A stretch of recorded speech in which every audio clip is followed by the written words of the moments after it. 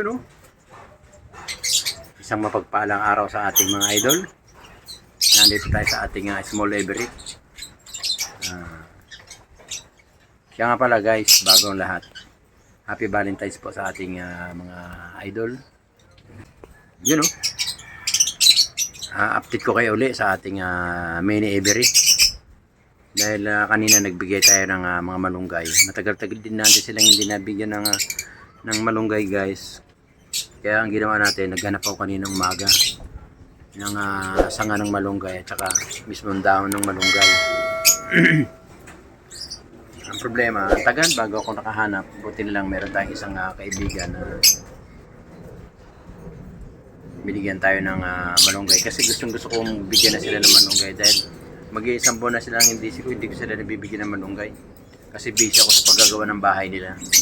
So ngayon, nung natapos yung bahay, kanilang bahay, yun naman ang inano ko agad, hanapan sila ng malunggay, tsaka nesting material, tsaka mga sanga ng malunggay. Titingnan natin kung sino na sa kanila ang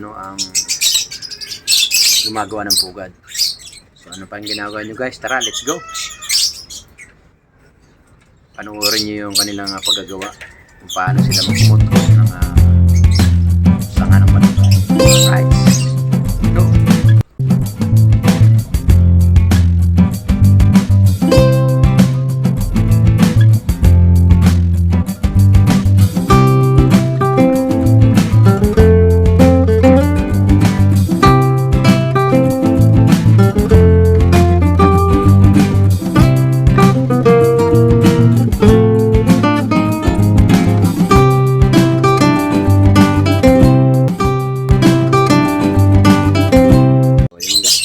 Sila. Tingnan nyo naman, oh. Nabalatan nila yung mga, ay yung iba, pinasok dun. Pinasok dun sa mga pugad nila. Pero actually guys, to may na to eh. Meron na siyang anak dalawa. May anak kayo niyan. Ayan lang talagang, kaya nagamagawa sila ng ganyan. Kasi malapit ng buhaba yung kanilang inakay. Pagbaba ng kanilang inakay, mag-iitlog na naman yan. Ganyan ang sinyalis nila. Pati ito guys, ayan. Ayun, nagbalat din. Tapos na ayun, mayroon pang sabit na malunggay guys. Oh.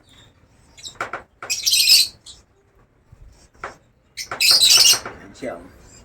Ito bago natin, si Personata. Wala, hindi pa sila. Malunggay lang kinain nila. Dahon lang ng malunggay. Pero yung mga tangkay wala pa. Pati ito wala. Hindi pa kinukot-kot. Hindi pa tayo dito. Ayun, yun. Busy si Opaline. No? Pinukot-kot niya yung Yan. May inakay na rin yan. Pababa na rin. Yan, ginagawa nila ngayon yan. Naggagawa na naman sila uli ng kanilang nesting material. Ayan pa, oh. Ito. Ayun, gumagawa sila ron. Ito. Ako, isa na lang natira, guys. Ayun. Ako, napakarami. Ayun, busy yung dalawa. Oh. Pot-kot ng pot-kot. Oh. Kita nyo? Yung green opaline natin. Ayun yung dalawa, yun sa dulo. Ayan. Tutulong pa silang dalawa mag-kot-kot ng nesting material. Pati yung ating kakatel. Kumakain din ng dahon ng malunggay. Ito matindi to. Ayan. Talagang lintik mong balat. Nakita nyo naman. Diba? Guys, lintik siya lang magbalat.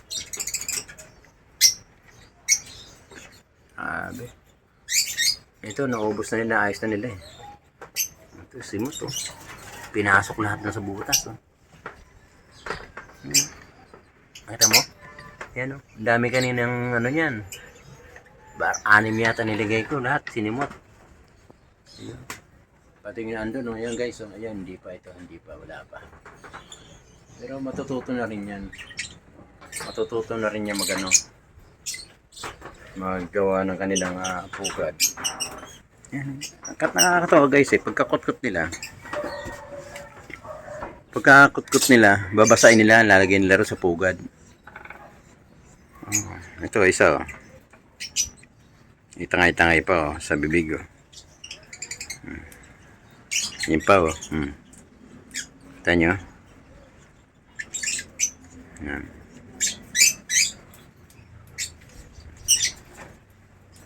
Talas, ganyang gaano katalas yung kanilang mga ano, mga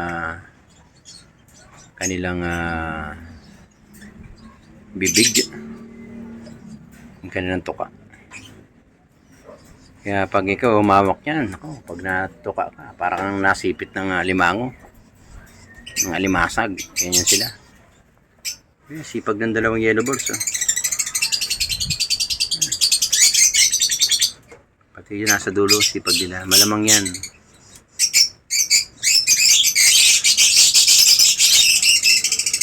Ako guys, pagka nararamdaman ko pagka lumalakas silang kumain na malunggay, ang lakas nila magkakaroon kagad sila ng itlog eh. Mga 3 beses ko lang sa 1 linggo mapakain na malunggay. Talagang kita mo may itlog kagad sila eh. Pero pera yung mga bata pa, mga 7 months wala pa. Yung mga 8 months, 9 months yan, nag-umpisa na silang mag-nesting material eh. Itong maingay natin, itong yellow balls opaline natin na to. Yellow balls, split ino. Dami na nila guys. Sa dulo naman, may parblo. Blue opaline, merong mood. Mood, ayun, nasa mood sa ilalim ng ng yellow balls. Dalawang mood yan dalawang mood. Pero split opa yun, mga yun. Ang gaganahan nila. Yun, matindi kumain ng kung nakikita nyo. Yan.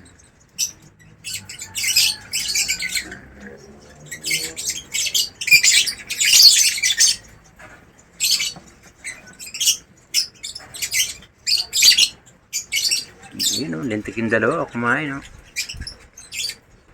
bilis nila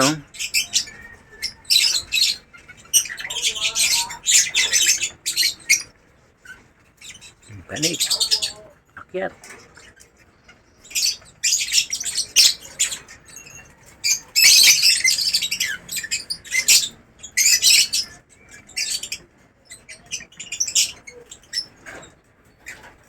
Tulong sila gagawan pa nagagawin yung dalawa.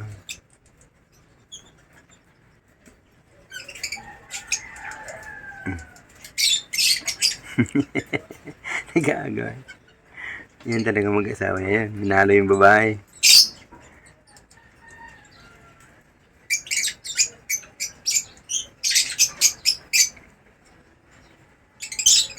Dati nung nakaraan Valentine's, nakita natin may nagkakanaan dito. Wala, ngayon din natin makita nagkakanaan sila eh. Kasi may mga sariling pugad na sila. Doon sila sa loob nagkakanaan. Wala na sa labas. Doon na sila nagkakanaan sa loob ng kanilang pugad.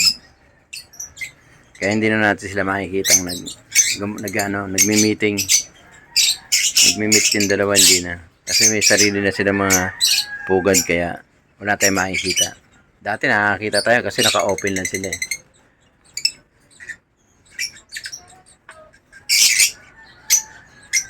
Lintik yung mga nilagyan nating mga material. Ubos, Kanina lang yan guys, mga alas 12 lang. Alas 12 nilagay ko na yung na yan mga nesting material.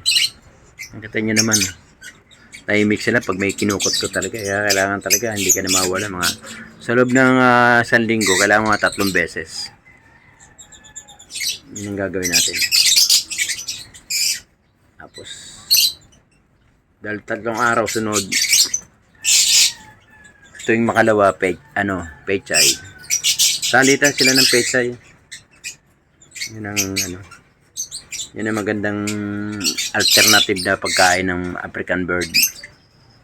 Hindi pwede laging bird seed. Kailangan meron kang gulay na ibibigay din para maging marusog sila.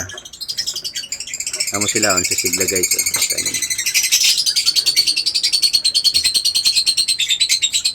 Bukod sa meron tayong gulay na pinakain, meron pa silang vitamins. Alam mo, ang ganda ng kulay guys. Lilusog. Ito.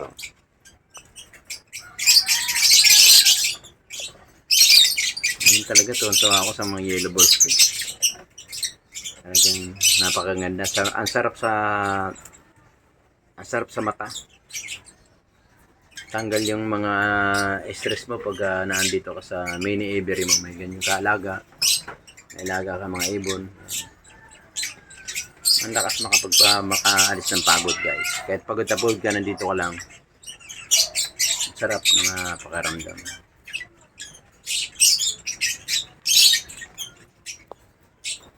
Guys, napakinggan nyo si Papa Obas TV. Inom tubig sila.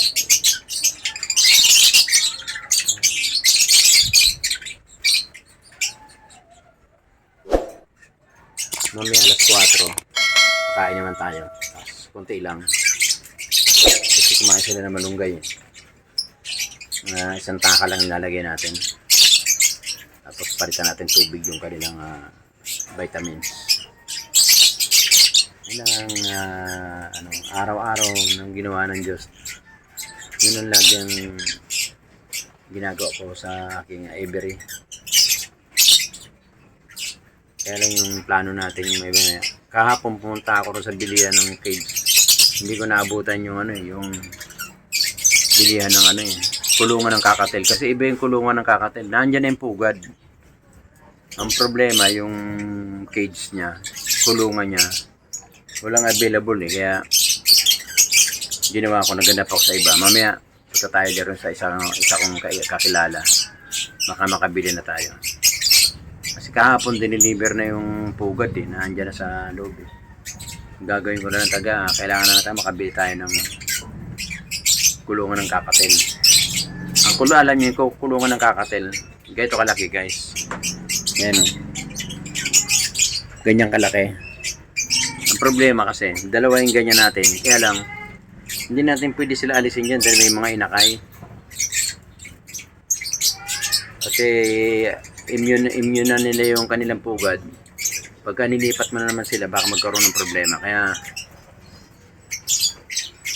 bili na lang tayo ng sariling pugad ng ng kakatel. Yun guys, update ko kayo pagka nakabili na ako ng pugad ng kakatel, ay ng kulungan ng kakatel. I-update kayo guys. So, happy Valentine's po sa lahat. Shoutout sa ating mga kababayan sa Labisares, Northern Samar, sa buong Metro Manila. Shoutout po sa mga kamag-anak natin, sa mga pininsan natin, sa mga tropa natin. Shoutout po. Mag-ingat pa kayo lahat. Lagi. Manalangin sa ating buong may kapal. Lagi tayong bigyan ng malusog na pangangatawan. At sa ating mga pinsan dyan sa Nueva Vizcaya, kay Telma Ubas, shoutout po. Isang mapagparang araw sa inyo lahat dyan. Mag-ingat po kayo lahat. Kay Erwin ng Lungos, Malabon City, shoutout. Lalong-lalo kay Mayor Sandoval, shoutout po sa inyo. Kay Kapitan Jerome, shoutout po sa mga kagawad ng Barangay Santulan, Malabon, shoutout po sa inyo lahat. Alright, happy Valentine's sa mga ating mga magulang. Happy Valentine's po. Hanggang dito lang guys. Maraming salamat. Hanggang sa muli. Ingat po lahat. Thank you po. Bye-bye. Okay, thank you. Every time we say goodbye, baby.